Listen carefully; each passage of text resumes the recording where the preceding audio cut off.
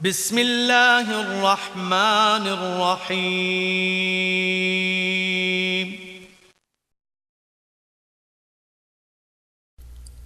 ناظرین اکرام، یہ درس آپ کی خدمت میں مکتب توحید الجالیات الشرق برید القسیم کے تعاون سے پیش کیا جا رہا ہے۔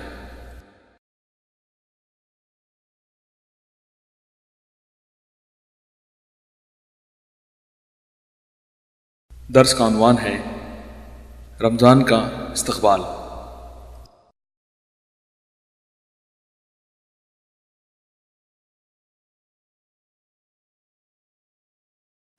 فضیلت الشیخ مقصود الحسن الفیضی حفظہ اللہ اس درس کو آپ کی خدمت میں پیش کرنے کی سعادت حاصل کر رہے ہیں۔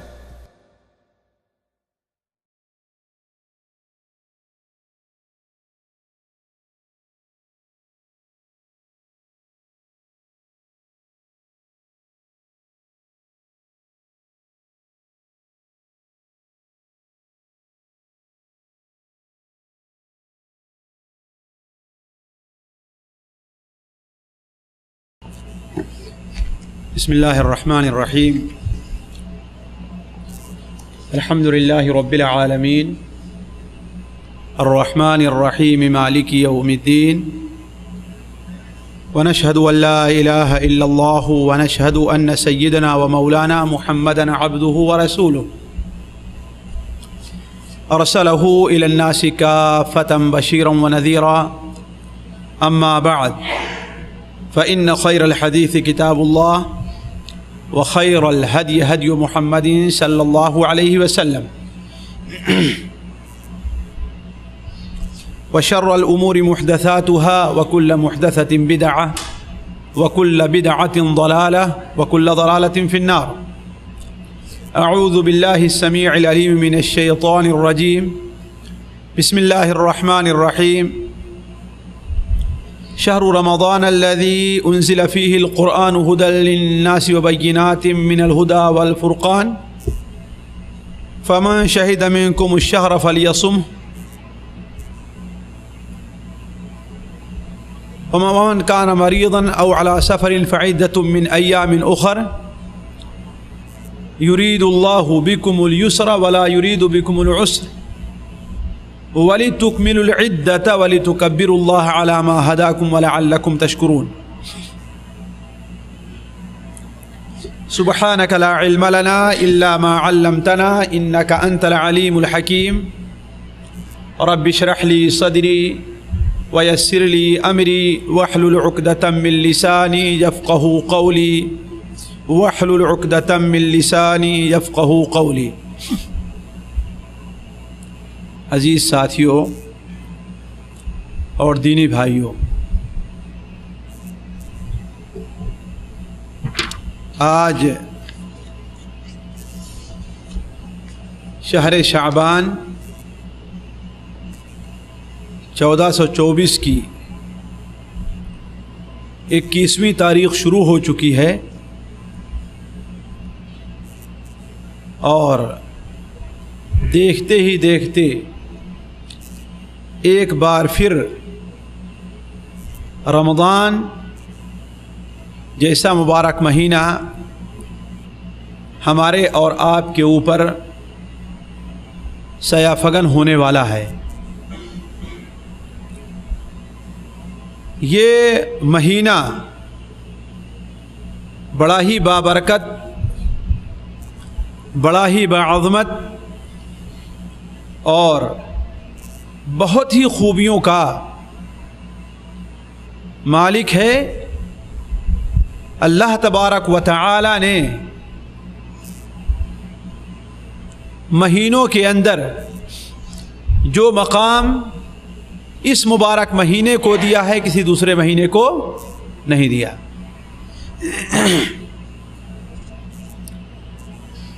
اس کی ایک تو سب سے واضح دلیل یہ ہے کہ اللہ تبارک و تعالی نے اسی مبارک مہینے میں اپنی سب سے عظیم اور بہتر کتاب، اپنے سب سے بہتر نبی اور اپنے نزدیک سب سے محبوب امت کے اوپر نازل فرمایا ہے۔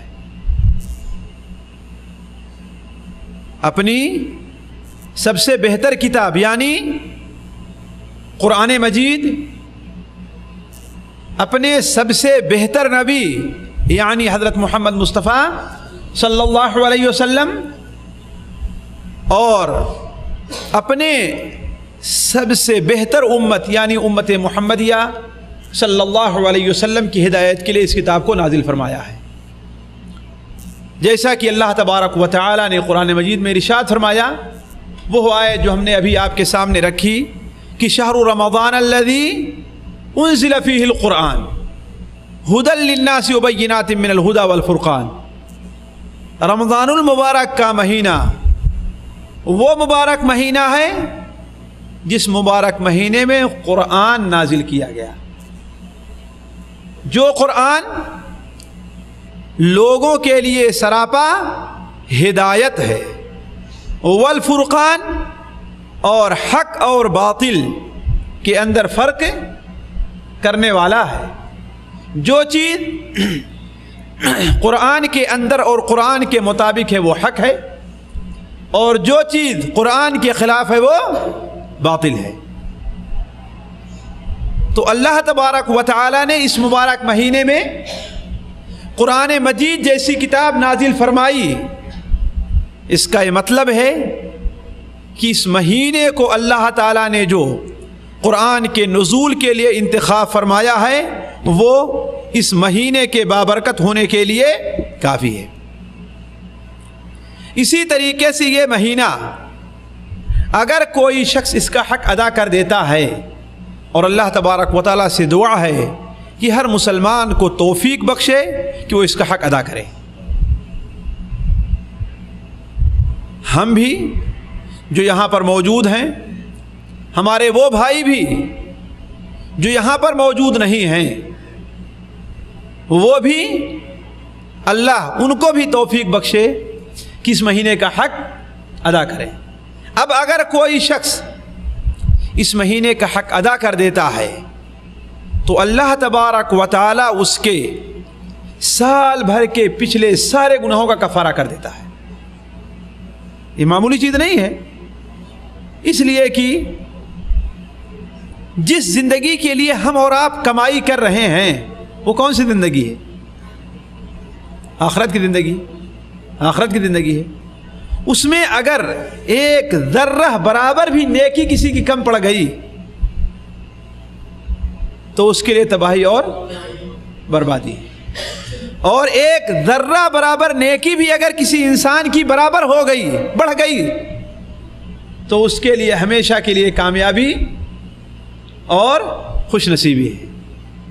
تو چاہے جائے کہ ہمارے اور آپ کے سال بھر کے سارے گناہ معاف کر دیے جائیں، یہ معمولی چیز نہیں ہے۔ مسلم شریف کے اندر ہے، اللہ کے رسول صلی اللہ علیہ وسلم نے ارشاد فرمایا، الصلوات الخمس والجمعۃ الی الجمعہ ورمضان الی رمضان مکفرات لما بینہن اذا اجتنبت الکبائر۔ ذرا میں چاہوں گا کہ ذرا توجہ سے اس حدیث کو سنیں۔ 5 وقتہ نمازیں، 5 وقتہ نمازیں، ایک جمعہ دوسرے جمعہ تک، ایک جمعہ دوسرے جمعہ تک، ایک رمضان دوسرے رمضان تک کے گناہوں کا کفارہ ہے۔ 5 وقتہ نمازیں اور ایک جمعہ دوسرے جمعہ تک، اور ایک رمضان دوسرے رمضان تک کے گناہوں کا کفارہ ہے، بشرطے کہ اذا اجتنبت الکبائر، بندہ کبیرہ گناہوں سے، بڑے بڑے گناہوں سے بچتا رہے۔ بڑے بڑے گناہ جنہیں اللہ تبارک و تعالی نے جن کا ارتکاب بندوں پر حرام قرار دیا ہے اور اس کے ارتکاب پر عذاب کی دھمکی دی ہے، ان گناہوں سے اگر انسان بچتا رہے تو اللہ تبارک و تعالی ایک رمضان سے دوسرے رمضان کے گناہوں کا بندے کا کفارہ کر دیتا ہے. لیکن شرط ہے، ذرا غور کریں گے، کیا شرط ہے؟ کہ بندہ بڑے بڑے گناہوں سے بچتا رہے. اور یہ بڑا اہم مسئلہ ہے، بڑے بڑے گناہوں سے بچنا. اسی لیے ضروری یہ ہے کہ ہم اور آپ یہ بھی سیکھیں کہ بڑے بڑے گناہ آخر ہیں تو کون. ابھی شاید پوچھنے لگے تو کتنے بھائی ہیں جو بڑے بڑے گناہ نو گنا دے گے ہمیں. مسئلہ ہو جائے گا. تو جب تک جانیں گے نہیں، جب تک انسان یہ نہیں جانے گا کہ یہ ٹشو پیپر جو ہے اس کے اندر خوشبو ہے کہ بدبو ہے، اس کا صحیح استعمال کر سکتا ہے. اسے ہم استعمال کریں گے تو ہمارے منہ اور ہمارے ماتھے کے پسینے کو صاف کرے گا یا کہ اسے اور بھی گندا کر دے گا. اس وقت تک استعمال کرے گا؟ نہیں استعمال کرے گا. جب تک ہمیں معلوم نہیں ہوگا کہ یہ راستہ، یہ روڈ جو نکلا ہے یہاں سے سیدھے، وہ ہمیں سیدھے ریاض لے جائے گا یا کہ دمام لے جائے گا یا کہ مدینہ منورہ یا کہ حائل لے جائے گا، کوئی انسان اس پر چلنا چاہے گا؟ بتائیں. اس لیے ضروری یہ ہے کہ ہم اور آپ سیکھیں کہ گناہ کبیرہ کون کون سے ہیں، جو آج کی مجلس کا حصہ نہیں ہے کہ ان گناہوں کی طرف آپ کی رہنمائی کروں. کہنے کا مقصد یہ ہے کہ اگر کوئی انسان کبیرہ گناہوں سے بچتا رہا تو ایک رمضان دوسرے رمضان تک کے گناہوں کا کفارہ ہے. اللہ تعالی ہم میں سے ہر شخص کو توفیق عطا فرمائے. اسی طریقے سے اس رمضان کے مبارک مہینے کی ایک فضیلت یہ بھی اللہ تبارک و تعالیٰ نے رکھی ہے کہ اس مہینے کی آمد پر اللہ تبارک و تعالیٰ جنت کے دروازوں کو بندوں کے لیے کھول دیتا ہے. آپ اچھی طریقے سے جانتے ہوں گے کہ کوئی بڑی دعوت کا انتظام آپ کریں، اپنے بیٹے کی اپنی بیٹی کی شادی کا آپ انتظام کریں، اور آپ کو معلوم ہو کہ بڑے معزز مہمان ہمارے یہاں آ رہے ہیں، تو آپ اپنے دروازہ کو بند رکھیں گے؟ دروازے کو دو پٹ کھول کر کے اس پر ایک آدمی کو ہی بیٹھا دیں گے کہ دیکھو کہیں ایسا نہ ہو کہ ہمارا معزز مہمان آئے اور واپس چلا جائے، ہے نا؟ اور اگر جو ہے کسی ایرے گیروں کو دعوت دینی ہے، چلو آئے گا تو گھنٹی بجائے گا، جا کر کھول دیں گے. ہوتا ہے کہ نہیں ہوتا ہے؟ فرق رکھتے ہیں کہ نہیں رکھتے ہم آپ اس کو؟ اسی طریقے سے اللہ تبارک و تعالی نے دوسرے تمام مہینوں کے مقابلے میں اس مہینے کو یہ فضیلت دی ہے کہ اس مہینے کی جب پہلی تاریخ ہوتی ہے تو اللہ تبارک و تعالی جنت کے سارے دروازوں کو کھول دیتا ہے. اور جنت کے دروازے ہیں کتنے کل؟ جی کتنے دروازے ہیں؟ ہاں زور سے بولیے. 8 دروازے ہیں. جنت کے 8 دروازے ہیں اور جہنم کے 7 ہیں. ایک ہے 7 ہیں. ہاں جہنم کے دروازے 7 ہیں اور جنت کے 8 ہیں. اس کی دلیل کیا ہے کہ جنت کے 8 دروازے ہیں؟ جنت کے 8 دروازے ہیں، اس کی دلیل کیا ہے؟ قرآن مجید میں کہیں ہے کہ جنت کے 8 دروازے ہیں؟ ہاں نہیں ہے. لیکن ایک حدیث سناؤں اور امید کروں گا کہ آپ لوگ اس کے اوپر عمل کریں گے. بڑا آسان کام، بہت آسان کام ہے، صرف توجہ دینے کی ضرورت ہے، بس بہت ہی آسان کام ہے اور بڑی آسانی سے ہر انسان، جاہل ہے تو عالم ہے تو چھوٹا ہے تو بڑا ہے تو پڑھا لکھا ہے تو ان پڑھ ہے تو کوئی بھی ہے، بڑی آسانی سے اس کے اوپر عمل کر لیتا ہے. لیکن توجہ دینے کی ضرورت ہے. مسلم شریف کے اندر حضرت عقبہ ابن عامر رضی اللہ تعالیٰ عنہ کی روایت ہے کہ اللہ کے رسول صلی اللہ علیہ وسلم نے ارشاد فرمایا، جو بندہ وضو کرتا ہے اور اچھی طریقے سے وضو کرتا ہے، اللہ تعالیٰ کا واسطہ دے کر آپ لوگوں سے کرنا، وضو کرنا مشکل کام ہے مشکل کام کہ اس میں کوئی تعداد پڑھے لکھے کی ضرورت ہے. جالیات میں آ کر کے مولوی صاحب سے پوچھنا پڑے گا کہ ہاں وضو ہم کیسے کریں. عام طور پر انسان جانتا ہے نا، اور نہیں جانتا ہے تو یہ بہت بڑی اس کی بدبختی ہے کہ ایک مسلمان ہو کر کے وضو کرنے کا طریقہ نہیں جانتا. اور کتنی دیر لگتی وضو کرنے میں؟ 2 منٹ، زیادہ کتنے لگے؟ 2 منٹ لگے گی. وہ بھی اطمینان سے کرے گا تو اطمینان سے بیٹھ کر کے اچھی طریقے سے کلی کرے گا 3 بار ناک میں پانی ڈالے گا اور صاف کرے گا اپنی ناک کو، ہے کہ نہیں، اور اچھی طریقے سے ہاتھ اور منہ کو رگڑ کر کے ہاتھ کو دھلے گا، تب کہیں 2 منٹ جا کر کے لگائیں گے. ورنہ ہم تو انتظار کرتے رہیں کہ اب اقامت کا وقت ہے تو اپنے کمرے سے جلدی نکلیں، مسجد میں پہنچ کر کے ہمارے خیال سے 20-25 سیکنڈ وضو کرنے میں نہیں لگتا ہم کو، ہے کہ نہیں. یہ وضو کرنا اچھی طرح وضو کرنا نہیں ہوا. یہ وضو اچھی طرح وضو کرنا نہیں ہوا. آپ نے کیا فرمایا؟ جو انسان وضو کرے اور اچھی طریقے سے وضو کرے اور وضو کر کے ایک کلمہ پڑھ لے، بس اشہد ان لا الہ الا اللہ واشہد ان محمدا عبدہ ورسولہ. کتنی دیر لگے گی اس کو پڑھنے میں؟ سیکنڈوں کی بات ہے بس. وضو کے بعد اگر اخلاص کے ساتھ، خلوص نیت کے ساتھ اس کلمے کو پڑھ لیتا ہے تو فتحت لہو ابواب الجنت الثمانیہ، اس کے لیے جنت کے 8 دروازے کھول دیے جاتے ہیں. دیری لگے گا اس میں؟ وقت لگے گا اس میں؟ نہیں لگے گا. لیکن ایمان اگر ہے، ایمان اگر دل میں ہے اور اللہ کے رسول صلی اللہ علیہ وسلم کی حدیثوں کے اوپر یقین ہے، اللہ کے رسول کی رسالت پر اگر یقین ہے، تو اس پر عمل کرنا کوئی مشکل کام نہیں ہے. عمل تھوڑا سا ہے لیکن اجر کتنا بڑا سا ہے. اور ایک حدیث سن لیجیے، مشکات شریف کے اندر ہے، بحقی وغیرہ کے حوالے سے، کہ اللہ کے رسول صلی اللہ علیہ وسلم نے ارشاد فرمایا، اور میں چاہوں گا کہ اپنی بہنوں کو، اپنی بیٹیوں کو، اپنی بیویوں کو ہدیے کے طور پر کوئی یہ حدیث لے کر کے بھیج دے اور تحفے کے طور پر لے کر کے بھیج دے. آپ نے کیا فرمایا؟ ایما امرأۃ صلت خمسها وصامت شهرها واطاعت بعلها واحسنت فرجها. جو عورت بھی 5 وقت کی نماز پڑھ لے، کیا؟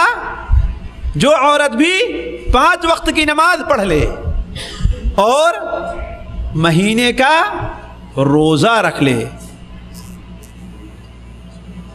چلیے، تو میں وہ حدیث آپ کے سامنے بیان کر رہا تھا کہ بہترین سا تحفہ ہے کہ ایوم امرأۃ، وہ عورت جو 5 وقت کی نماز پڑھ لے، اور زیادہ اہمیت اس کے لیے اسی لیے دی گئی ہے کہ عورتوں سے نماز میں بڑی کوتاہی ہو جایا کرتی ہے.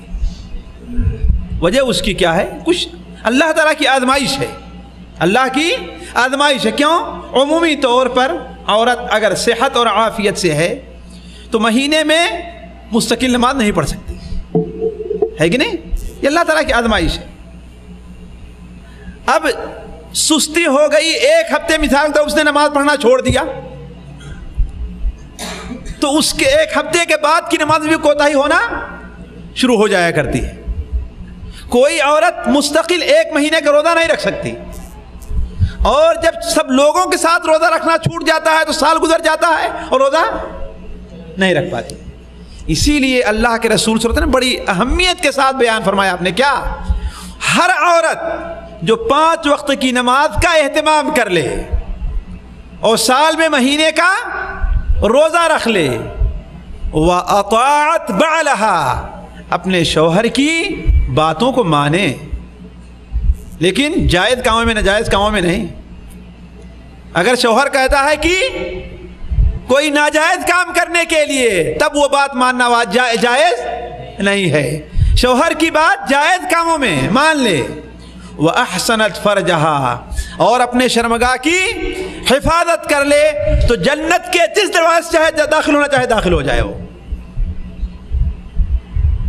کام بڑا آسان ہے لیکن نفس کے اوپر بڑا بھاری ہے، نفس کے اوپر بڑا شاق پڑتا ہے۔ اس لیے عرض میں کر رہا تھا کہ جنت کے کتنے دروازے ہیں؟ 8 دروازے ہیں۔ جب رمضان کی پہلی رات ہوتی ہے تو اللہ تعالیٰ جنت کے 8 دروازے کو کھول دیتا ہے، مہینے بھر اس کا کوئی دروازہ بند نہیں کیا جاتا، اور جہنم کے 7 دروازوں کو بند کر دیتا ہے۔ اس لیے کہ جب کوئی بڑا مہمان آتا ہے تو آپ تجربہ کر لیں، جدھر کوڑا کرکٹ رہا کرتا ہے اس کے لیے اوپر پردہ لگا دیتے ہیں تاکہ دکھائی نہ دے اس کو۔ کیوں؟ معزز مہمان کو یہ چیز پسند نہیں آئے گی، ہے کہ نہیں؟ اسی لیے چونکہ رمضان اللہ تبارک و تعالیٰ کے نزدیک معزز ہے، اس لیے اللہ تبارک و تعالیٰ اس کی آمد پر جہنم کے دروازوں کو بند کر دیتا ہے، اور جب جہنم کے دروازے بند ہو جاتے ہیں تو آخر مہینے تک کوئی دروازہ نہیں کھولا جاتا۔ اور کیا؟ اللہ تبارک و تعالی اس مبارک مہینے کی آمد پر شرکس شیطانوں اور جنوں کو جکڑ دیتا ہے، باندھ دیتا ہے۔ شرکس شیطان باندھ دیے جاتے ہیں، ان میں سے کسی کو نہیں کھولا جاتا، اور اللہ تبارک و تعالی ہر رات کو مومن کی کوئی نہ کوئی دعا ضرور قبول فرماتا ہے۔ تو یہ مہینہ ذرا دیکھیں اتنا مبارک ہے کہ اس کی آمد پر اللہ تعالیٰ جنت کے دروازے کھول دیے، جہنم کے دروازے بند کر دیے، اور شرکس شیطانوں کو جکڑ دیا۔ اسی طریقے سے اس مبارک مہینے کی ایک فضیلت یہ بھی ہے کہ اگر کوئی انسان اس مبارک مہینے کی فضیلت سے محروم رہ گیا تو وہ انسان بڑا ہی محروم ہے، اس سے بڑا محروم انسان کوئی نہیں مانا جاتا، بڑا محروم انسان ہے وہ۔ جیسا کہ اللہ کے رسول صلی اللہ علیہ وسلم نے ارشاد فرمایا کہ ایک بار آپ ممبر پر چڑھے تو آپ نے کیا فرمایا؟ آمین۔ دوسری سیڑھی پر چڑھے تو آمین، تیسری پر چڑھے تو آمین۔ صحابہ اکرام نے عرض کیا، اے اللہ کے رسول صلی اللہ علیہ وسلم، آج آپ نے ایسا کام کیا ہے کہ آج سے پہلے کبھی نہیں کرتے دیکھا گیا آپ کو۔ تو آپ نے کیا فرمایا تھا؟ کیا جواب دیا تھا؟ میرے پاس حضرت جبرائیل علیہ السلام تشریف لے آئے اور کہا، اے محمد، جس کے سامنے تمہارا نام لیا جائے، اللہم صلی علی محمد، بخالت نہیں کرنی چاہیے۔ آپ نے فرمایا سب سے بڑا بخیل انسان وہ ہے جس کے سامنے میرا نام لیا جائے اور اپنی زبان سے صلی اللہ علیہ وسلم نہ کہہ لے۔ بڑا مبارک کلمہ ہے لیکن لوگ غفلت میں ہیں۔ کچھ لوگوں کی ایک عادت بن گئی ہے صلی اللہ علیہ وسلم۔ نہیں، ذرا یہ سوچ کر کے کہ اس معنی کی اہمیت کیا، اس کلمے کی اہمیت کیا ہے، اس کلمے پر اللہ تعالیٰ ہمیں ثواب کیا دیتا ہے۔ ایک بار ہم درود پڑھیں گے تو اللہ تعالیٰ ہمارے اوپر 10 بار درود بھیجے گا، اور صرف یہی نہیں، 10 نیکیاں لکھے گا، ہمارے 10 گناہ مٹائے گا، اور ہمارے 10 درجات کو بلند کرے گا اللہ تعالیٰ۔ اس لیے میں کہتا ہوں آج یہاں سے جانے کے بعد ایک عمل کا التزام کر لیں، بس صبح کو روزانہ کم سے کم 10 بار اللہ کے رسول صلی اللہ علیہ وسلم درود ضرور بھیج دیا کریں۔ اللہم صلی علی محمد وعلی آل محمد کما صلیت علی ابراہیم وعلی آل ابراہیم انک حمید مجید، اللہم بارک علی محمد وعلی آل محمد کما بارکت علی ابراہیم وعلی آل ابراہیم انک حمید مجید، آخر تک۔ اور اس طریقے سے شام کو بھی 10 بار۔ آپ صلی اللہ علیہ وسلم نے ارشاد فرمایا کہ جو انسان 10 بار صبح کو اور 10 بار شام کو ہمارے اوپر درود بھیج لیتا ہے تو اللہ تبارک و تعالی اس کے لیے ہماری شفاعت کو واجب کر دیتا ہے، ہماری شفاعت کو واجب کر دیتا ہے۔ تو آپ نے کیا فرمایا کہ حضرت جبرائیل علیہ السلام نے کیا فرمایا کہ جس کے سامنے آپ کا نام لیا جائے اور آپ پر وہ درود نہ بھیجے وہ اللہ تعالیٰ کی رحمت سے دور ہو۔ تو ہم نے کہا آمین۔ آپ نے فرمایا، حضرت جبرائیل علیہ السلام نے فرمایا دوبارہ کہ جو اپنے والدین کو زندگی میں پا جائے اور ان کی خدمت کر کے جنت حاصل نہ کر لے، اپنے گناہوں کو مغفرت نہ کرا لے، وہ اللہ تعالیٰ کی رحمت سے دور ہو۔ ہم نے کہا آمین۔ اور جو رمضان المبارک کا مہینہ پائے اور رمضان المبارک کا مہینہ پا کر کے اپنی مغفرت نہ کرا لے، وہ بھی اللہ تعالیٰ کی رحمت سے دور ہو۔ ہم نے کہا آمین۔ ذرا غور کریں، سب سے افضل فرشتہ بد دعائیں دے رہا ہے اور سب سے افضل نبی اس کے اوپر آمین کہہ رہا ہے۔ ایسی دعا اور بد دعا کی قبولیت میں کوئی شک ہو سکتا ہے؟ نہیں ہو سکتا ہے۔ تو اس رمضان کی ایک فضیلت یہ بھی ہے کہ اگر کوئی شخص اس میں کوتاہی کرتا ہے تو وہ اللہ تعالیٰ کے نزدیک بڑا محروم ہے۔ لیکن سوال یہ ہے کہ اس رمضان کی یہ فضیلت ہے اور اس مبارک مہینے کی آمد ہے، لیکن ہم نے اس کے لیے تیاری کیا کی ہے؟ سوال ہے، ہم نے اس کے لیے تیاری کیا کی ہے؟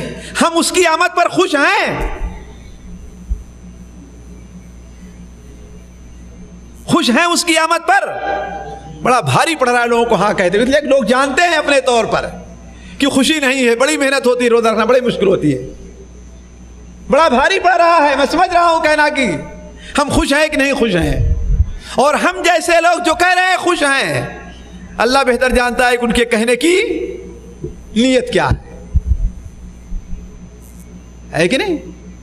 لیکن اگر یقیناً کوئی خوش ہے تو یقین مان لے کہ وہ بڑا ہی خوش نصیب انسان ہے۔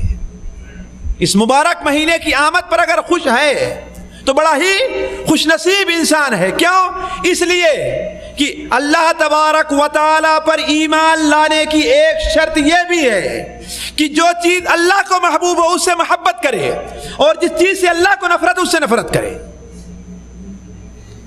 اور اگر یہ شرط ہمارے اندر نہیں پائی جا رہی ہے تو اس کا مطلب ہے کہ ایمان ہمارا خطرے میں ہے۔ گانا سننا اللہ تعالیٰ کو ناپسند ہے اور ہمیں پسند ہے۔ بھلا بتائیں ہمارا ایمان صحیح ہے کہ خطرے میں ہے؟ جھوٹ بولنا اللہ تعالیٰ کو ناپسند ہے اور ہم بڑے شوق سے جھوٹ بولتے ہیں دھوکہ دینے کے لیے، تو ہمارا ایمان صحیح ہے کہ خطرے میں ہے؟ ایمان کا آپ اچھی طریقے سے اندازہ لگا لیجئے کہ آپ کا جو دوست ہے، دوست کا دوست بھی آپ کا دوست بنتا ہے، حتیٰ کہ اگر دوست کے گاؤں سے بھی آپ گزرتے ہیں پھر بھی وہ گاؤں بھی آپ کو اچھا لگتا ہے۔ کیوں؟ اس لیے کہ آپ کے دوست کا گاؤں ہے۔ اس لیے عمومی طور پر بیوی کے خاندان والے اور اس کے گاؤں کو لوگ زیادہ پسند کرتے ہیں، ہے کہ نہیں؟ یہ فطری بات ہے انسان کی کہ اس کے خاندان کو اور اس کے گاؤں کو اور گاؤں والوں کو لوگ زیادہ پسند کرتے ہیں۔ کیوں؟ اس لیے کہ بیوی سے محبت ہوتی ہے اور انسان کی فطرت میں۔ اب اگر اللہ تبارک و تعالیٰ سے محبت ہے تو ہر وہ کام جو اللہ تعالیٰ کو پسند ہے ہمیں پسند ہے، اور ہر وہ کام جو اللہ تعالیٰ کو ناپسند ہے وہ ہمیں بھی ناپسند ہے۔ اگر ہم اس مرحلے پر نہ پہنچے تو یقین مان لیں کہ ہمارا ایمان ابھی خطرے میں ہے، صحیح نہیں ہے، مکمل نہیں ہے۔ تو چونکہ رمضان اللہ تبارک و تعالیٰ کو پسند ہے اس لیے ہمیں بھی پسند ہونا چاہیے، اس کی آمد پر ہمیں خوش ہونا چاہیے، ناخوش نہیں ہونا چاہیے۔ اگر ہم اس کی آمد پر ناخوش رہے تو یقین مان لیں کہ یہ رمضان ہمارے لیے کسی فائدے کا نہیں ہے۔ تو یہ رمضان آنے والا ہے، سوال یہ ہے کہ آپ لوگ جو اعلان پڑھے ہیں اس میں یہ ہے کہ رمضان کا استقبال کیسے کیا جائے۔ حالانکہ مولوی صاحب نے تو آ کر کے ہمیں دوسرا عنوان بتا دیا، اس طرح بھی کچھ اشارہ کروں گا کہ رمضان کے احکام اور مسائل آپ کے سامنے رکھوں، حالانکہ یہ بھی ضروری ہے، یہ بھی ضروری ہے، لیکن میں چاہتا ہوں کہ اس سے ضروری ابھی ہمارے اور آپ کے سامنے یہ ہے کہ ہم رمضان المبارک کا استقبال کس طریقے سے کریں، کن اعمال سے اس کا استقبال کریں، کس عقیدے اور کس جذبے سے اس کا استقبال کریں، اور کن حالات سے اس کا استقبال کریں۔ ظاہر بات ہے، آپ اچھی طریقے سے پر غور کر لیجئے، مثال دے کے سمجھا رہا ہوں۔ اگر کوئی معزز مہمان آپ کے یہاں آتا ہے تو آپ اپنے گھر کی دیکھ بھال سب سے پہلے کرتے ہیں، صفائی کا، ستھرائی کا، ہے کہ نہیں؟ اور اگر نئی دلہن آ رہی ہو تو اس کا استقبال دیکھیں کیسے کریں گے آپ. کارپیٹ بھی گھر کا بدل دیں گے, گھر کے اندر لپائی پتائی بھی ہو جائے گی. ہوتا کہ نہیں ہوتا ہے؟ اس کے لیے بہترین سی مسہری اور چارپائی بھی لائی جائے. کیوں؟ اس لیے کہ وہ معزز ہے, وہ معزز ہے. تو اپنے گھر کی سب سے پہلے آپ دیکھ بھال اور اس کی صفائی ستھرائی کا خیال کریں گے. اس لیے ضروری ہے کہ اس رمضان المبارک کی آمد کے اوپر سب سے پہلے ہمیں کا ہر شخص اپنا محاسبہ کرے, اپنی حالات پر غور کرے, اپنے ایمان کا محاسبہ کرے, اپنے اعمال کا محاسبہ کرے کہ اس نے اللہ تبارک و تعالیٰ کے حق کو کہاں تک ادا کیا ہے. اللہ تبارک و تعالیٰ ارشاد فرماتا ہے, یا ایھا الذین آمنوا اتقوا اللہ, اے وہ لوگو جو ایمان لے آئے ہو, اتقوا اللہ, اللہ تبارک و تعالیٰ سے ڈرو. ولتنظر نفس ما قدمت لغد, اور ہر شخص یہ دیکھے کہ کل کے لیے کیا کما کر کے بھیجا ہے. وہ انسان اپنا محاسبہ کرے. اور جب تک انسان اپنا محاسبہ دوستوں نہیں کرے گا, وہ انسان کبھی بھی کامیاب نہیں ہوتا. دنیا کے معاملات میں جو دکاندار اور جو تاجر اپنی دکان کا حساب کتاب نہیں رکھتا ہے, وہ تاجر کبھی بھی کامیاب نہیں ہو سکتا. ضروری ہے کہ دیکھے راس المال کتنا ہے, اس میں فائدہ کتنا ہوا, اس میں نقصان کتنا ہوا. اگر نقصان ہے تو اس نقصان کا تدارک کیسے کیا جائے, اور اگر فائدہ ہے تو کیا کیا جائے کہ آئندہ سال اور بھی زیادہ فائدہ ہو, ہے کہ نہیں. اسی طریقے سے آخرت کے معاملات میں ہم میں سے ہر شخص کو اپنا محاسبہ کرنا چاہیے. اور یہ ضروری ہے. سب سے بڑی کوتاہی اس وقت جو مسلمان کے اندر ہے کہ مسلمان اپنا محاسبہ نہیں کرتا اور دوسروں کو محاسبہ خوب کرتا ہے. مثال کے طور پر اس وقت صورتحال جو ہے, ہم میں کا ہر شخص, چھوٹا ہے تو بڑا ہے تو عالم ہے تو جاہل ہے تو انجینئر ہے تو لیبر ہے تو کوئی بھی ہے, کوئی فلاں حکومت کو بادشاہ کو برا بھلا کہہ رہا ہے, کوئی فلاں حکومت کو برا بھلا کہہ رہا ہے, کوئی فلاں حاکم کو گالی دے رہا ہے, کوئی کسی کو برا بھلا کہہ رہا ہے کہ نہیں. لیکن کبھی یہ بھی سوچا کہ ہماری ذمہ داری کیا ہے, ہم کیا کرنا ہے. یہ تو محاسبہ کرے اپنا. اپنی حالت کو کچھ بدلا اس نے, اپنے حالات کے اندر کوئی تبدیلی لے آئی اس شخص نے, کوئی تبدیلی نہیں لے آئی. تو دوسرے کا محاسبہ تو بہت زور سے کرتا ہے لیکن اپنا محاسبہ نہیں کرتا ہے. سوچے رمضان المبارک کا اتنا مبارک مہینہ آ رہا ہے, اپنا حساب لگائے کہ ہمارا ایمان کہیں خطرے میں تو نہیں ہے. وہی جو ابھی ہم نے مثال دی, کہیں اس رمضان المبارک کے مہینے کی آمد پر ناراض تو نہیں ہو رہا ہے, اور اگر خوش ہو رہا ہے تو کس لیے خوش ہو رہا ہے. کہیں اس لیے تو نہیں خوش ہو رہا ہے کہ 8 گھنٹے کے بجائے 6 ہی گھنٹے ڈیوٹی دینی پڑے گی.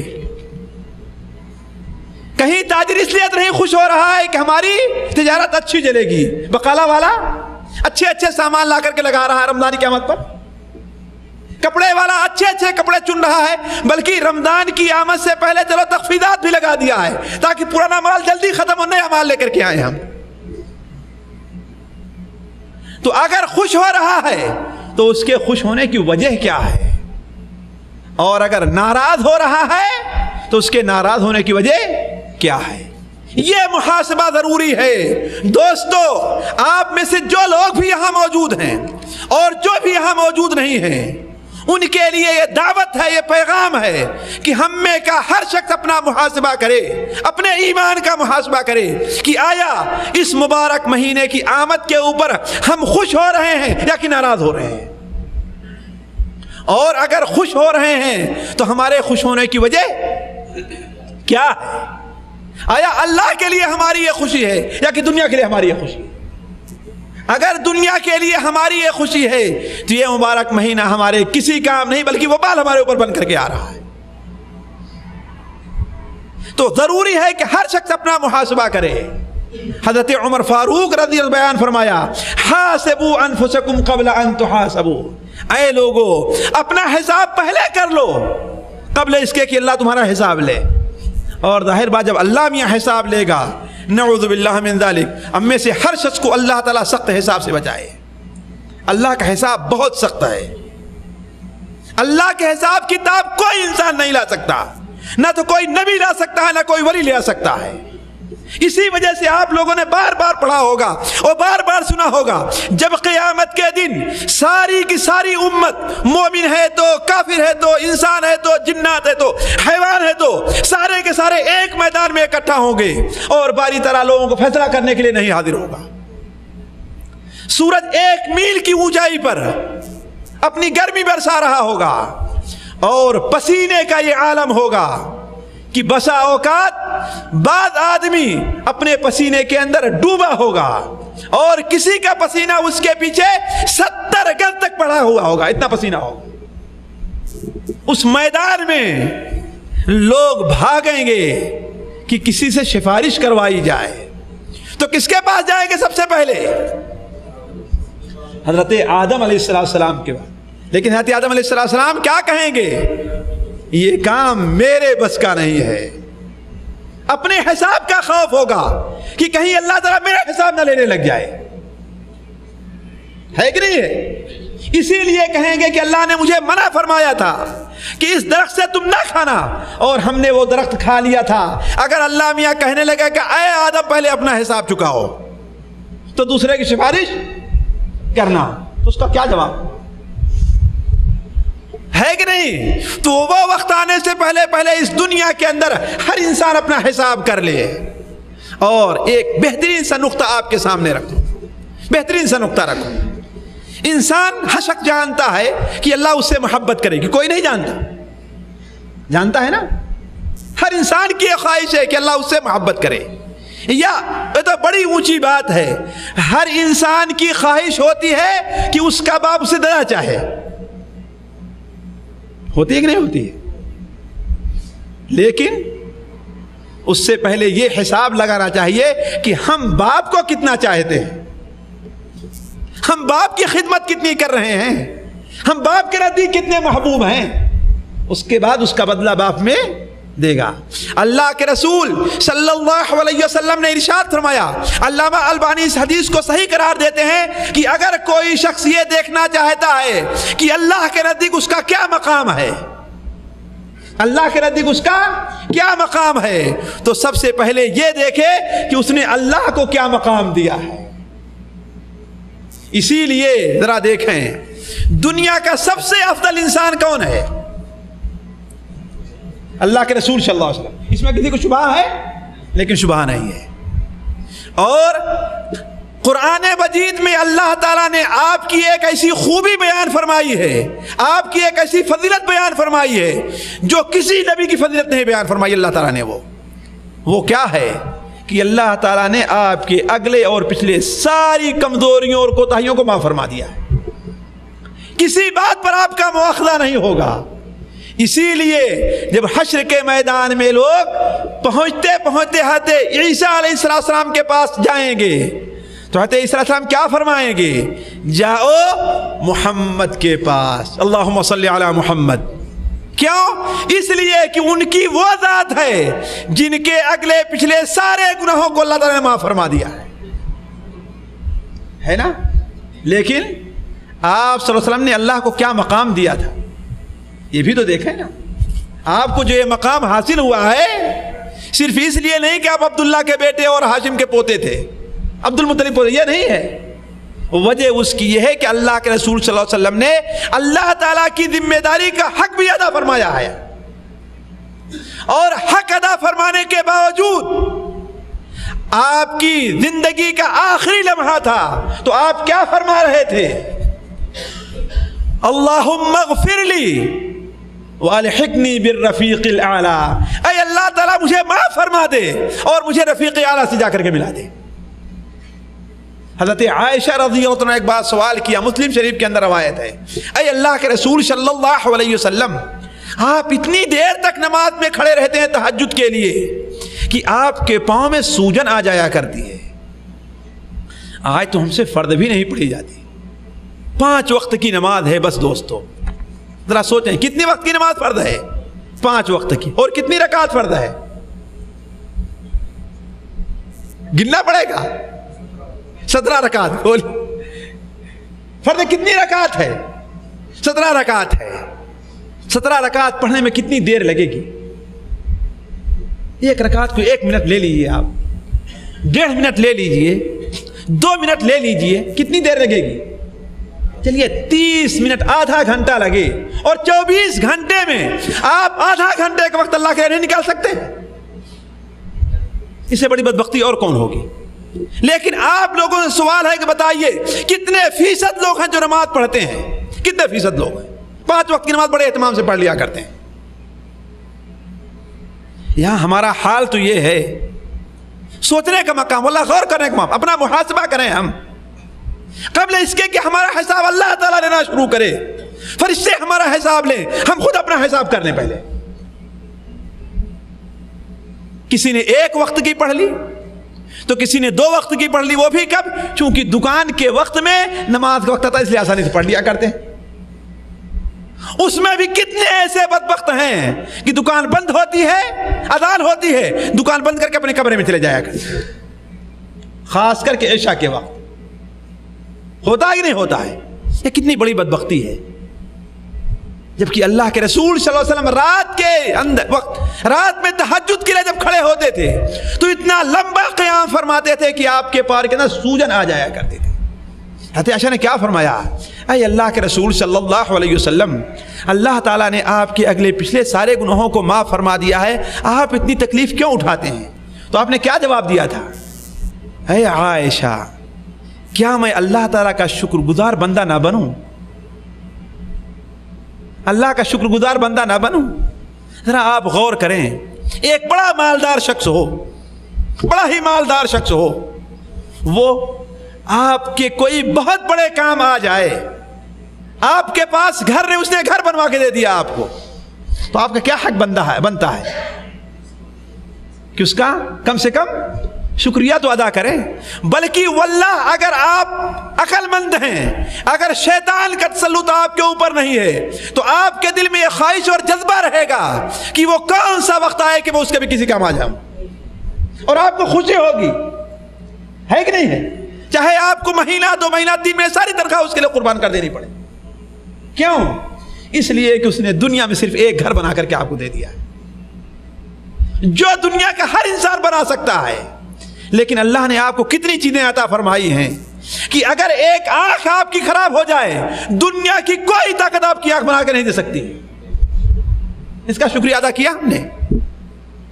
تو جو انسان یہ دیکھنا چاہتا ہے کہ اللہ کا مقام اس کے اللہ کے نزدیک اس کا کیا مقام ہے, تو سب سے پہلے یہ دیکھے کہ اس نے اللہ تعالیٰ کو کیا مقام دیا ہے, اللہ کے احکام کی کیسی پابندی کی ہے. تو عرض کرنے کا مقصد کہ سب سے پہلے حساب لیا جائے, اپنے ایمان کا محاسبہ کیا جائے, اپنی نماز کا محاسبہ کیا جائے, اپنی زکوٰۃ کا محاسبہ کیا جائے. اور عمومی طور پر زکوٰۃ کے بارے میں, بلکہ میں شیخ سے کہوں گا کہ تفصیل سے یہ چیز آپ لوگوں کے سامنے رکھیں. زکوٰۃ کے معاملے عمومی طور پر لوگ کوتاہ ہیں, حتیٰ کہ یہاں تک احساس نہیں ہوتا کہ زکوٰۃ ہمارے اوپر واجب ہے کہ نہیں واجب ہے. میں جانتا ہوں کہ عمومی طور پر لوگوں کے گھروں کے اندر اتنا زیور رہا کرتا ہے کہ اس کے اوپر زکوٰۃ واجب ہے. عمومی طور پر یہ رہا کرتا ہے. 7.5 تولہ سونا اور 52.5 تولہ چاندی. 7.5 تولہ سونا کیا ہے؟ صرف 80-85 گرام ہے بس, یہ اور زیادہ ہے. کم سے کم سعودیہ میں رہنے والے اپنی بیوی کو اتنا سونا بنوا ہی دیتے ہیں. یہ الگ معاملہ ہے جو اپنا بینک بیلنس کیے ہوئے ہیں. کتنے لوگ ہیں جو سوچتے ہیں کہ ہاں اس کے ہم زکوٰۃ ادا کریں گے, کتنے لوگ ہیں. جبکہ زکوٰۃ اسلام کے رکن میں سے ایک رکن ہے. اگر وہ نہ ادا کی گئی تو اس کا مطلب ہے کہ اسلام کے ایک رکن کو اس نے چھوڑ دیا ہے. تو میں عرض کر رہا تھا کہ سب سے پہلی چیز یہ ہے کہ انسان اپنا محاسبہ کرے, اپنے ایمان کا محاسبہ کرے, اپنی نماز کا محاسبہ کرے, اپنی زکوٰۃ کا محاسبہ کرے. اگر اس میں کوتاہی ہو رہی ہے تو اس رمضان المبارک کے مہینے کی آمد پر ان تمام کوتاہیوں کو دور کرے اور اسی کے ساتھ ساتھ وہ کرتا کیا ہے اپنا اس کا بھی محاسبہ کرے. کہیں فلمیں تو نہیں دیکھتا, کہیں جھوٹ تو نہیں بولتا, کہیں کفیل کی چوری تو نہیں کرتا, کہیں غیبت اور چغلی تو نہیں کرتا. بہت سے گناہ ہیں کبائر جس کے اندر انسان پڑا ہوا ہے. محاسبہ کرے کہ اتنا مبارک مہینہ آ رہا ہے, کہیں ہم ان لوگوں میں نہ ہو جائیں جو کبائر کا ارتکاب کرتے ہیں اور اس کا نتیجہ کیا نکلے گا؟ اللہ تعالی ہماری مغفرت نہیں فرمائے گا. تو اپنا محاسبہ کر کے کبائر سے توبہ کرے. تو پہلی یہ چیز ہے جس کا استقبال رمضان سے پہلے کرنا چاہیے. وہ کیا چیز ہے کہ ہر انسان اپنا محاسبہ کرے.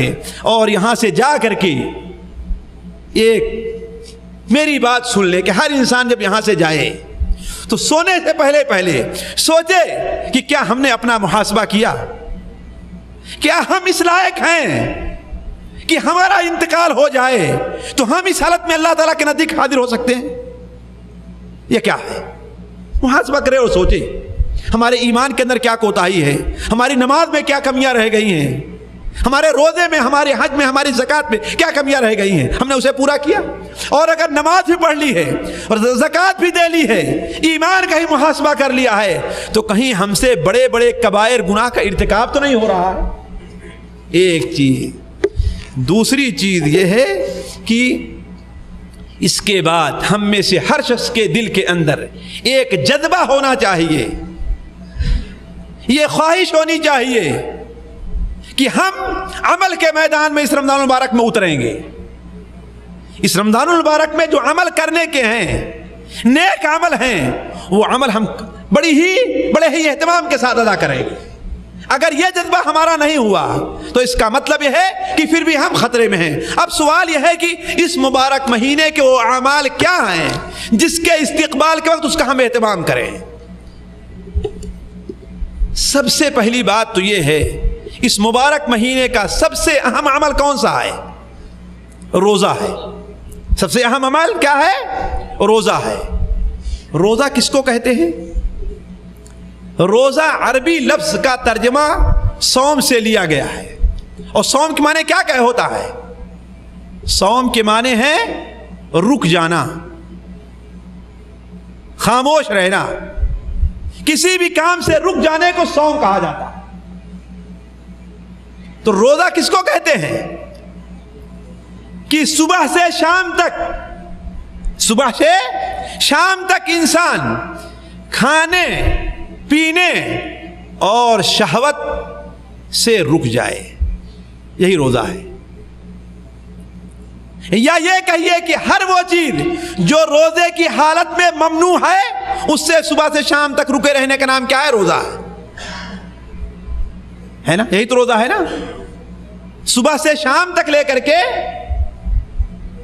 ہر ایسے کام سے جسے اللہ تعالیٰ روزے کی حالت میں منع کیا ہے اس سے رک جائیں. مثال کے طور پر کھانا ہے, پانی ہے اور بیوی کے ساتھ تعلقات ہیں, ان تمام چیزوں سے رک جانے کا نام کیا ہے؟ روزہ ہے. روزہ کس پر فرض ہے؟ تھوڑے سے احکام بھی آ جائیں چونکہ مولانا نے اعلان کر دیا ہے احکام کا. روزہ کس مسلمان پہ فرض ہے؟ جی, ہر مسلمان عاقل بالغ مقیم کے اوپر روزہ فرض ہے, بشرطے کہ روزہ سے روکنے والی کوئی چیز اس کے اندر نہ پائی جاتی ہو. ہر عاقل, ہر مسلمان عاقل بالغ مقیم کے اوپر روزہ فرض ہے, بشرطے کہ روزہ سے روکنے والی کوئی چیز اس کے اندر نہ پائی جاتی ہو. مثال کے طور پر عورت ہے, مسلمان بھی ہے, عاقل بھی ہے, بالغ بھی ہے, لیکن حالت حیض میں ہے تو روزہ رکھے گی. کیوں؟ اس لیے روزہ سے روکنے والی ایک چیز اس کے اندر پائی جا رہی ہے. ایک انسان ہے, مرد ہے, عاقل ہے, بالغ ہے, مقیم بھی ہے, سب کچھ ہے, لیکن اتنا مریض ہے کہ اگر روزہ رکھے تو اس کا مرض بڑھ جائے گا, تو اس کے روزہ رکھنا ہے نہیں روزہ رکھنا ہے۔ تو روزہ فرض ہے ہر مسلمان پر، عاقل پر، بالغ پر، مقیم کے اوپر، بشرطے کی روزہ سے روکنے والی چیزیں اس کے اندر نہ پائی جائیں۔ یہ روزہ فرض ہے، اس لیے کافر کے اوپر روزہ فرض نہیں ہے، کافر پر روزہ فرض نہیں ہے۔ اگر روزہ رکھے بھی تو اس کا روزہ قبول نہیں کیا جائے گا، نماز پڑھے اس کی نماز قبول نہیں کی جائے گی، زکوٰۃ دے اس کی زکوٰۃ قبول نہیں کی جائے گی، ہے کہ نہیں؟ اسی طریقے سے کوئی انسان عاقل ہو، مجنون ہو، پاگل ہے، آپ کیا کہیں گے؟ زبردست سے نماز پڑھوائیں گے، اسے روزہ رکھوائیں گے؟ کیوں؟ اس لیے کہ روزہ رکھنے کے لیے نیت کرنا ضروری ہے۔ روزہ رکھنے کے لیے نیت کرنا ضروری ہے۔ وہ نیت کیسے کی جائے گی؟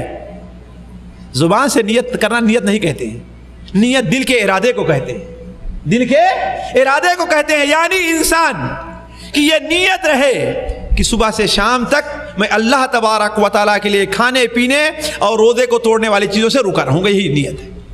اور مجنون اور پاگل جو ہے وہ نیت نہیں کر سکتا، اس لیے اس کے اوپر روزہ فرض نہیں ہے۔ بالغ کے اوپر فرض ہے، روزہ نابالغ پر فرض نہیں ہے۔ بالغ پر روزہ فرض ہے، نابالغ پر فرض نہیں ہے۔ کیوں؟ اس لیے کہ جتنے اعمال اسلام ہیں اس کے وجوب کے لیے شرط ہے کہ انسان بالغ اور عاقل ہو، لیکن عادت ڈالنے کے لیے بچوں کو روزہ رکھوایا جائے گا۔ لیکن ایک بات اور بتا دوں، اگر ان کے اندر طاقت نہیں ہے تو روزہ رکھنے پر انہیں مجبور نہیں کیا جائے گا۔ اور یہ ایک بدعت ہمارے یہاں پائی جاتی ہے کہ زبردستی 4 سال اور 5 سال کے بچے بچیوں کا روزہ رکھواتے ہیں، اور جس دن وہ روزہ رہے گا شام کو بڑی سی دعوت کرتے ہیں۔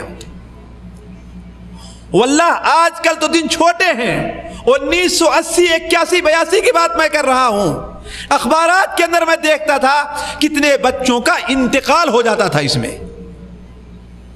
زبردستی باپ رکھواتے تھے، اور گرمی کا موسم تھا 1980 81 میں۔ جن لوگوں نے پایا ہے وہ جانتے ہو کتنی سخت گرمی رہا کرتی تھی۔ سخت گرمی اس قدر تھی کہ ایک بار میں اپنے کمرے میں دلی کے اندر بیٹھا ہوا تھا، ایک مولوی صاحب آتے ہیں، کہتے ہیں کہ مولانا دعا کیجئے، اب برداشت سے باہر ہے۔ وہ گرمی تھی، یعنی بڑے اس گرمی کو نہیں برداشت کر سکتے تھے، لیکن پھر بھی کچھ بیوقوف اور جاہل لوگ زبردستی اپنے بچوں کو روزہ رکھواتے تھے۔ اس کا گناہ ان کے اوپر ہوگا، بلکہ اگر اسلامی حکومت ہو تو ان سے دیت دلوانی چاہیے۔ تو نابالغ بچوں سے عادت ڈالنے کے لیے روزہ رکھوایا جائے گا۔ 10 سال کے ہیں، 9 سال کے ہیں، 8 کے ہیں، 11 کے ہیں، 12 کے ہیں، 13 کے ہیں، 14 کے ہیں، یعنی بلوغت سے پہلے کے ہیں، لیکن انہیں اگر طاقت نہیں ہے تو مجبور نہیں کیا جائے گا۔ جہاں مجبور کیا وہاں پر ناجائز کام کا ارتکاب ہوگا، خصوصاً ایسے وقت میں جس سے وہ سخت تکلیف محسوس کریں یا ان کا انتقال ہو جائے، ایسی حالت میں کبھی بھی جائز نہیں ہوگا۔ تو روزہ مسلمان پر، عاقل پر، بالغ پر، مقیم پر روزہ فرض ہے، مسافر پر روزہ فرض نہیں ہے۔ لیکن اگر سفر میں روزہ رکھنے کی طاقت رکھتا ہے، روزہ رکھنے کی طاقت رکھتا ہے، تو آج کل میں کہوں گا روزہ رکھ لینا بہتر ہے۔ اب آپ کہیں گے کیوں؟ آپ اپنی طرف فتویٰ دے رہے ہیں، کیوں؟ اس لیے کہ عمومی طور پر لوگوں کو دیکھا گیا ہے کہ ایک وقت دن کا روزہ چھوٹ جاتا ہے تو سال بھر روزہ قضا کرنے کی توفیق نہیں ملتی ہے کہ نہیں؟ اس لیے میں کہتا ہوں کہ بغیر کسی تکلیف کے، اگر معمولی سی تکلیف اٹھا کر کے بھی کوئی آدمی سفر میں روزہ رکھ لے تو عام لوگوں کے لیے بہتر ہے۔ اور یہ بات جائز ہے کہ سفر کے اندر تکلیف ہے یا نہ ہے، اگر کوئی انسان سفر میں ہے تو وہ روزہ افطار کر سکتا ہے، لیکن بعد میں جب اس کا سفر ختم ہو جائے گا تو وہ اپنا روزہ رکھے گا، پورا کرے گا، ہے کہ نہیں؟ فعدۃ من ایام اخر، جتنے دنوں میں روزہ افطار کیا اتنے دنوں کی گنتی کو پورا کرنی ہوگی. تو مقیم پر، مسافر کے اوپر روزہ فرض نہیں ہے. البتہ ایک بات اور یہاں پر بیان کرتا چلوں.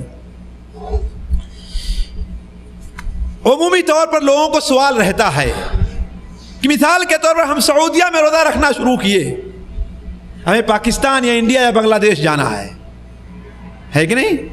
یہاں پر کتنا روزہ ہے ہمارا؟ علی سبیل مثال 22 روزہ ہے. وہاں پر کتنا ہوگا؟ 19 یا 20 ہوگا. ایک دن یا 2 دن کا عمومی فرق رہتا ہے. تو کہتے اب اگر ہم انڈیا یا پاکستان جا رہے ہیں تو کیا کریں؟ 30 پورا کر کے 29 پورا کر کے روزہ افطار کر دے، یا ان لوگوں کے ساتھ بھی روزہ رکھیں؟ یا انڈیا اور پاکستان میں ہیں، یہاں پر آ گئے، وہاں ان کا 18 روزہ ہے اور یہاں لوگوں کا 20 یا 19 چل رہا ہے، تو اب کیا کریں گے؟ اپنا روزہ پورا کریں کہ لوگوں کے ساتھ افطار کریں گے؟ یہ بات آپ ایک نقطہ نوٹ کر لیجئے. افطاری کا دن وہ ہے جس دن سارے لوگ افطاری کریں. اس لیے جس جگہ پر آپ موجود ہیں وہاں کے لوگوں کے ساتھ آپ کو افطار کرنا ہوگا، چاہے آپ کا روزہ 30 سے زائد ہو رہا ہے یا کم ہو رہا ہے.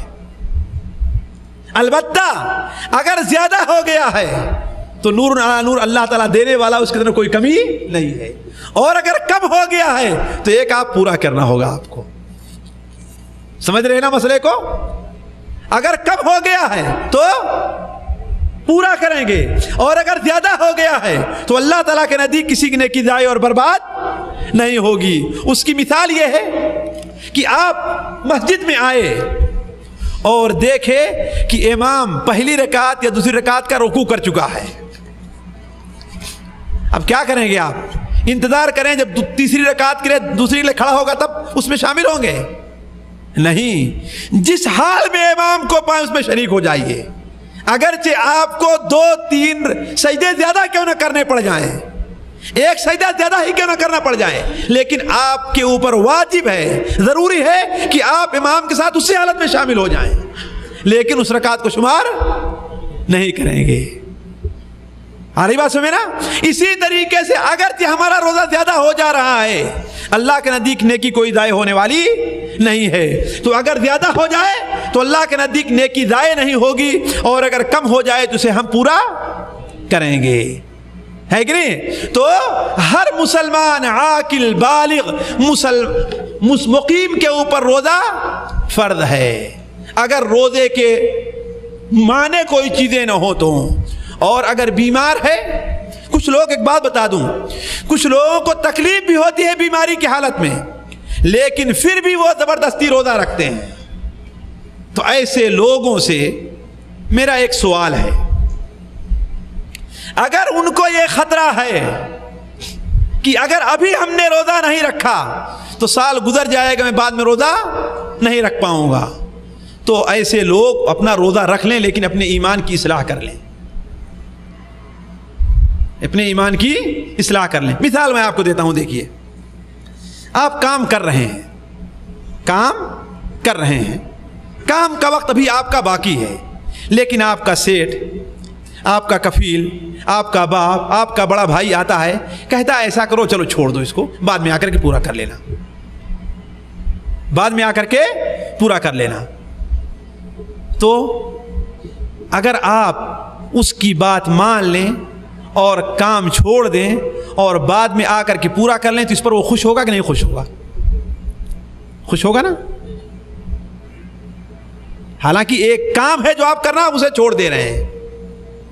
اسی طریقے سے اللہ تعالیٰ کو یہ پسند ہے کہ اگر کسی بندے کو چھوٹ دے رہا ہے تو اس کی چھوٹ سے فائدہ انسان اٹھائے اور بعد میں اسے پورا کر لے. اللہ کے رسول صلی اللہ علیہ وسلم کی حدیث ہے کہ جس طریقے سے اللہ تعالیٰ کو یہ پسند ہے کہ اس کے فرائض پر عمل کیا جائے، اسی طریقے سے اللہ تعالیٰ کو یہ بھی پسند ہے کہ اگر کوئی چھوٹ دیتا ہے تو اس سے فائدہ حاصل کر لیا جائے.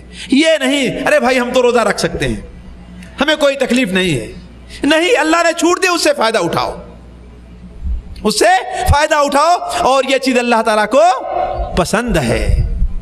अलबत्ता हाँ, अगर ये खतरा हो कि अगर आज छूट गया तो हमारा काम ऐसा है, हमारा माहौल ऐसा है, हमारा ईमान ऐसा है कि हम उसको पूरा नहीं कर सकेंगे, तो उसे पूरा कर लेना चाहिए, उसे पूरा कर लेना चाहिए। इसी तरीके से अगर कोई ऐसा मरीज है, ये भी सुनते चलें, आप लोगों को ज़रूरत पेश आएगी, अगर ऐसा मरीज है कि उस बीमारी से शफायाब होने की उम्मीद नहीं है। मिसाल के तौर पर हमारे कोई भाई हों, अमूमी तौर पर होता है माशाअल्लाह, जिस्म भी बड़ा मोटा हो जाए, सऊदी अरब में आकर के लोग मोटे ही हो जाया करते हैं, मेरे अलावा सारे लोग मोटे हो जाया करते हैं, है कि नहीं? आम तौर पर अल्लाह न करे उन्हें शुगर की बीमारी हो जाए, शुगर की आम तौर पर हो जाया करती लोग, और अगर उसी के साथ साथ बड़े प्रेशर के हाई होने की बीमारी हो जाए तो और बड़ी मुसीबत हो जाया करती है ना? अल्लाह हर मुसलमान को महफूज रखे और शफा अता फरमाए। और जानते हैं कि ये दोनों बीमारियां ऐसी हैं कि मौजूदा जो तिब है, इनके यहाँ इनका कोई इलाज नहीं है सिर्फ परहेज के अलावा, है कि नहीं? इसीलिए बसा औकात देखेंगे कि आदमी लाखों और करोड़ों का मालिक होता है लेकिन खाता है घास और पात। सेहत भी अल्लाह ताला की दी हुई नेमत है, सेहत भी अल्लाह की दी हुई नेमत है। अगर किसी को अल्लाह ने ऐसी सेहत दी है कि जो चीज़ सामने जायज़ आती सारी वो खा लेता है, कोई चीज़ से नुकसान नहीं करती, तो इस पर अल्लाह ताला का शुक्रिया अदा करना चाहिए। अपनी बहादुरी नहीं बयान करनी चाहिए कि हम तो ऐसा कर लेते हैं, इसलिए कि जिस अल्लाह ने तुम्हारे भाई को बीमारी दी है वो तुम्हें भी बीमारी दे सकता है, तो इस पर अल्लाह ताला का शुक्रिया अदा करना चाहिए। बुखारी शरीफ के अंदर है एक हदीस, सुन लिया अब्दुल्लाह इब्न अब्बास रज़ियल्लाहु तआला अन्हुमा बयान फरमाते हैं कि निअमतान मग़बूनुन फ़ीहिमा कसीरुम मिनन नास, अल्लाह ताला की दो नेमतें ऐसी हैं जिसके बारे में लोग बड़ी गफलत के अंदर हैं। दो नेमतें अल्लाह ने लोगों को ऐसी दी हैं जिससे लोग बड़ी गफलत में हैं। वो दो नेमतें कौन कौन सी हैं? एक तो सेहत व आफियत की नेमत है, अल्लाह ताला ने आपको जिस्म दिया है और आपका जिस्म सही सालिम है। आंखें दी हैं, आपको चश्मा लगाने की ज़रूरत नहीं है। हाथ दिया है और हाथ में अल्लाह ने आपके ताकत दिया, आपका हाथ कट नहीं गया। कान दिया है, कान के अंदर सुनने की ताकत है। जुबान है, जुबान में, और उसके अलावा आपका जिस्म हर तरीके से सही और सालिम है, कोई बीमारी उसको लाहिक नहीं है। ये अल्लाह की बहुत बड़ी नेमत है, लेकिन शुक्रिया अदा करता है कोई? कितने लोग हैं जिसका शुक्रिया अदा नहीं करते? और दूसरी क्या चीज है? दूसरी कौन सी नेमत है जिसके बारे में लोग गफलत में हैं? अच्छा बता दूं, भूलेंगे तो नहीं आप लोग? अगर भूलेंगे तो नहीं बताता मैं, फिर भूलेंगे तो नहीं। दूसरी चीज है कि फराग और फुर्सत। इंसान को फुर्सत अगर नसीब है, यहां जालियात आने के लिए अल्लाह ताला की बहुत बड़ी नेमत है।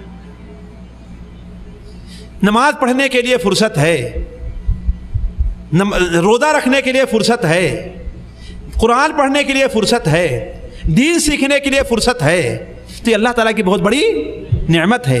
इसीलिए दिन क़यामत में इससे मुतालिक सवाल भी होगा। क़यामत के दिन इससे मुतालिक सवाल भी होगा कि जो हमने तुम्हें फुर्सत का वक्त दिया था उसके अंदर तुमने क्या किया है? कहीं फिल्म देखने में तो नहीं गवाए, कहीं गिबत और चुगली करने में तो नहीं गवाए, कहीं क्रिकेट खेलने में तो नहीं गवाए, कहीं फुटबॉल देखने में तो नहीं गवाया, क्या उसका इस्तेमाल किया तुमने? और आज हाल तो ये है कि कितने भाई हैं, अगर टेलीविजन पर क्रिकेट और फुटबॉल आ रहा हो तो जालियात नहीं आए, उसे देखना पहले शुरू करेंगे। इस वक्त का सबसे बड़ा बुत जो है ये खेल हमारे और आपके यहाँ क्रिकेट है और यहाँ का फुटबॉल है। लोग बेजान माबूद है, हवा भरी हुई उसके अंदर, उसके पीछे दौड़ रहे हैं। सोचें आखिर वाजिबात को छोड़ते कि नहीं छोड़ते हैं? कितने लोग हैं जमात को छोड़ देंगे उसी की वजह से? क्या इसका एहसास नहीं है कि अल्लाह ताला इससे मुतालिक सवाल करेगा? तो नेमतान मग़बूनुन फ़ीहिमा कसीरुम मिनन नास, दो नेमतें ऐसी हैं जिसके बारे में लोग बड़ी गफलत के अंदर है, उसका हक नहीं अदा करते। पहली नेमत कौन है? सेहत व आफियत की नेमत है, और दूसरी नेमत फुर्सत की नेमत है। तो इसकी कदर करनी चाहिए, اس کی قدر کرنی چاہیے. تو میں عرض کر رہا تھا، بات کہاں سے نکلی تھی، وہ ذہن سے بات نکل گئی، روزے سے متعلق چل رہی تھی. ہاں مقیم ہے نہیں، بیمار آدمی مریض، تو ہم نے کہا جس کو اللہ صحت دیتا ہے یہ اس کی بہت بڑی نعمت ہے. ہاں اگر کوئی ایسا مریض ہے، ایسا مرض اسے لاحق ہو گیا کہ اب اس سے شفا یاب ہونے کی امید نہیں ہے.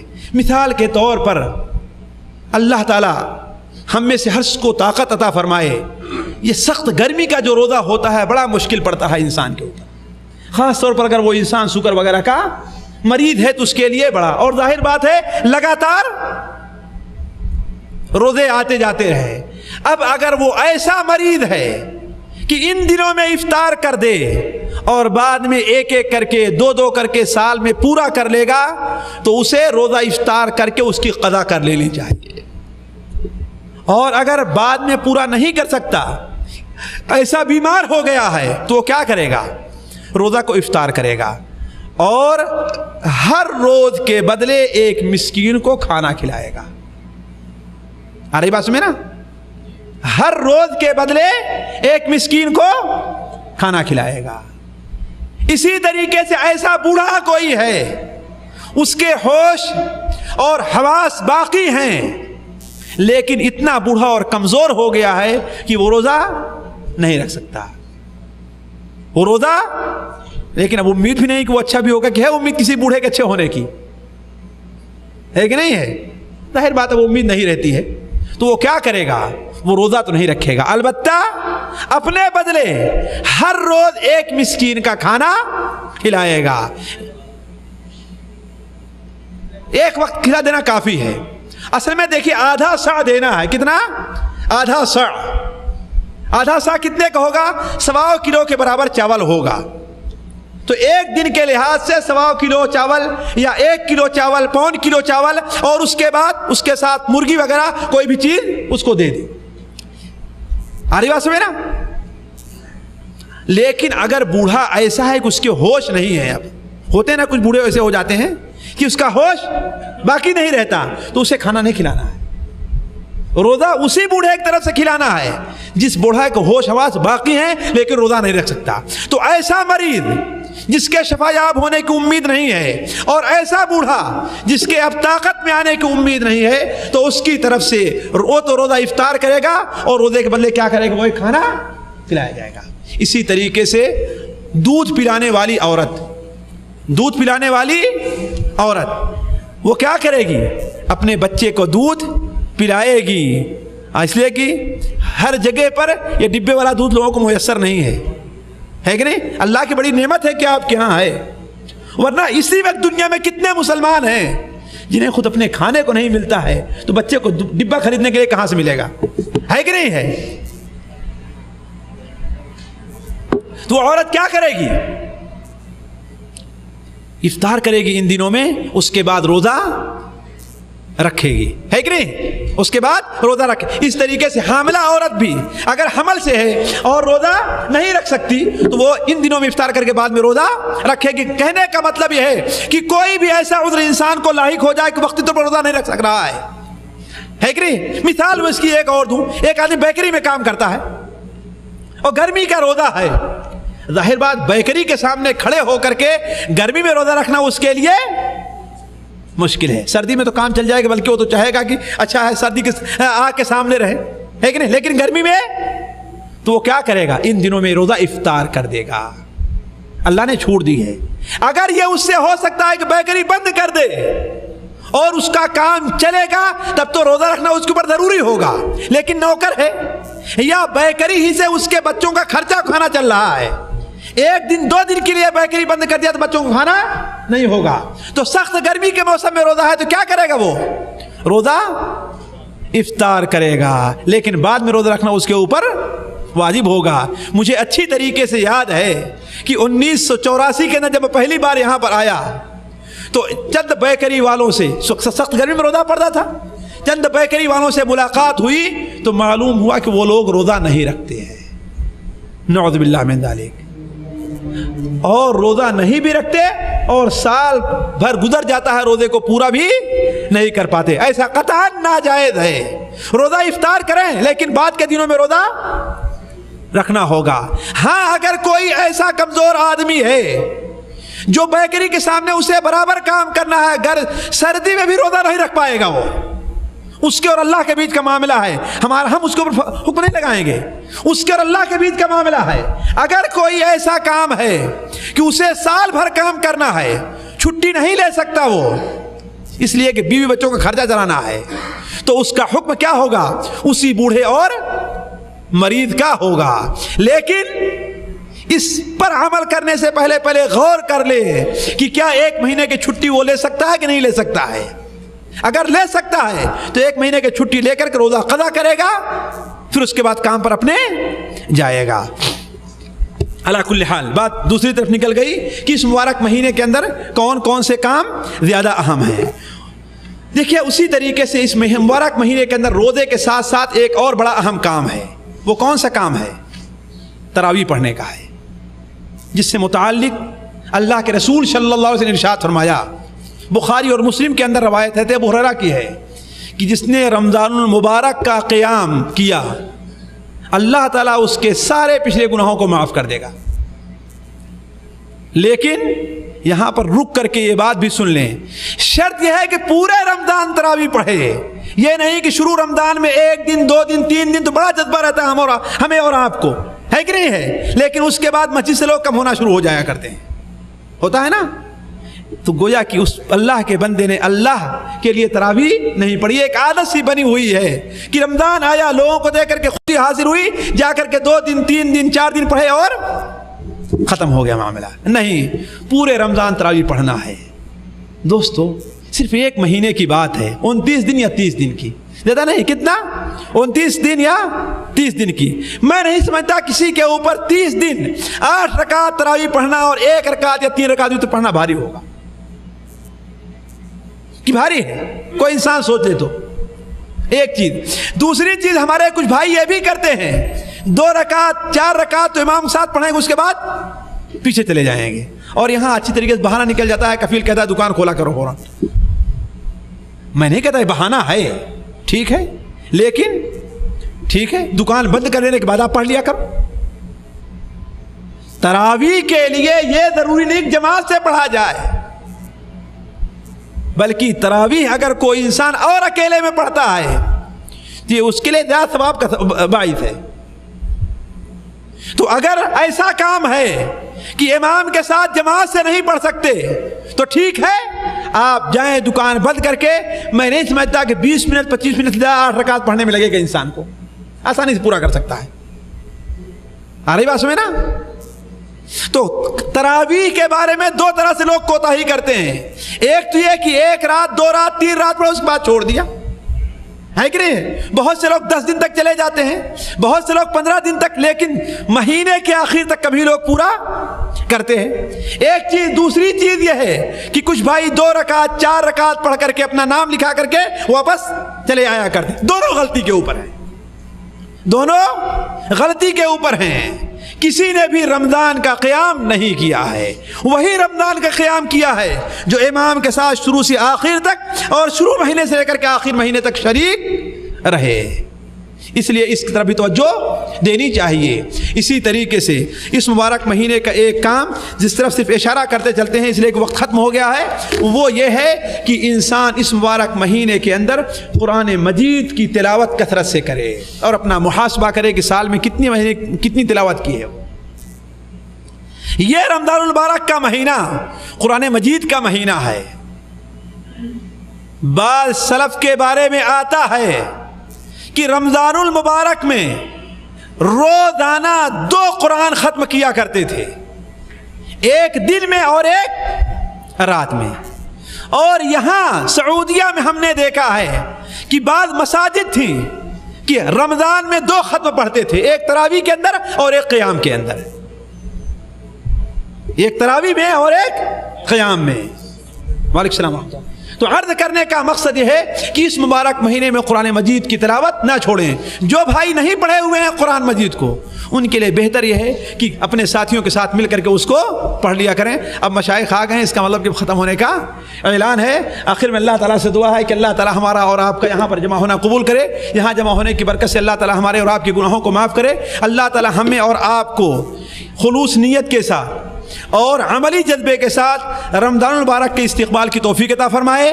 اور جو سب سے اہم میرا پیغام آپ لوگوں کو ہے, وہ لوگ جو ہماری اس بات کو سن سکے ہیں اور وہ لوگ جو بعد میں پہنچے ہیں, ان سے ہے کہ اس رمضان المبارک کی آمد سے پہلے اپنے نفس کا محاسبہ کر لیا جائے.